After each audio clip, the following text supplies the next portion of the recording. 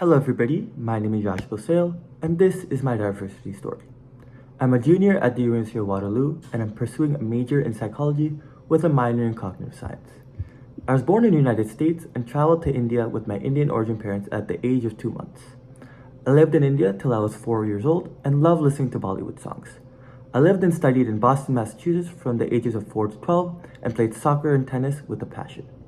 I then moved to Texas and lived there from the ages of 12 to 17 and was crazy about peanut butter and learning Spanish. I'm also fluent in languages such as Hindi and Marathi due to my Indian roots. I then moved to Canada to pursue my bachelor's degree and loved the 4 seasons here. In my 21 years of life, I've experienced travel to 11 different countries and worked 7 different jobs. All these experiences have really shaped who I am as an individual.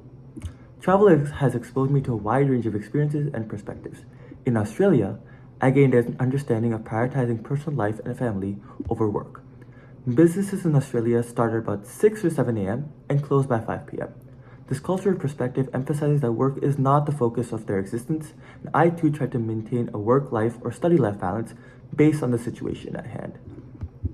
From traveling to Dubai, I learned what respect really means. Respect is the basis of all my relationships, as well as it serves as a foundation for all relationships. Additionally, in Dubai, the roads are spotless, everybody is dressed well, and there's no minimum crime.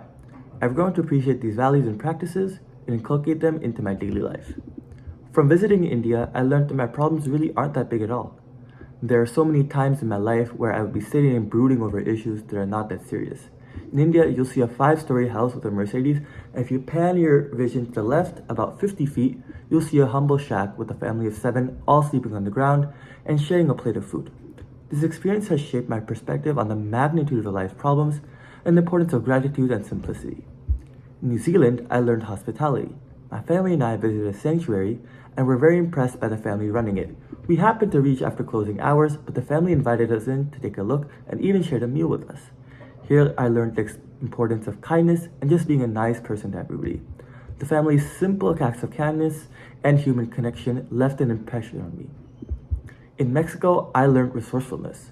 I noticed an old man sweeping, and instead of a traditional scoop, the man was using a newspaper instead of a broom. He was using a stick with a flag at the end of it, all this because of his broom breaking, and he still wanted to fulfill his duties.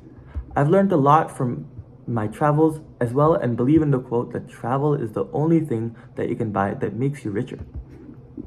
I've also grown up in a household centered around yoga, discipline, meditation, and of course love. I've also learned that there are many things out of our control. We can only control what we can, and this includes how we spend our time, what we give our attention to, and how we react to things. I find it very effective not to worry about things that are not in my control, but give it the best while they are in my control. As a student in Canada, the University of Waterloo, my co-appearances have been incredibly enriching.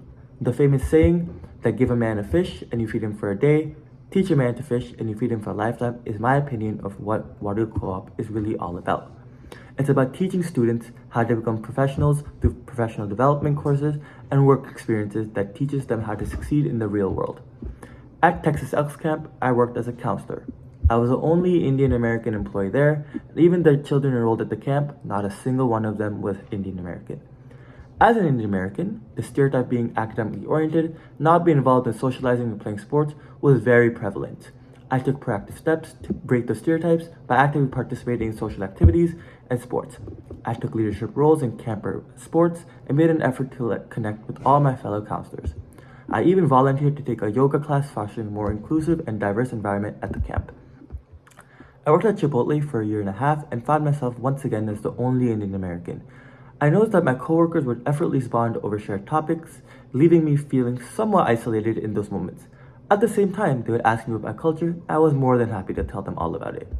Most recently, I cleared a co-op at the university as a program coordinator. Yet again, I was the only Indian American in the office. Though these diverse experiences, I navigated being an only American. These experiences taught me the importance of finding common ground and fostering meaningful connections, even in diverse environments. I also saw this as an opportunity to represent my culture and diversity, break stereotypes, and create connections by sharing my unique perspectives.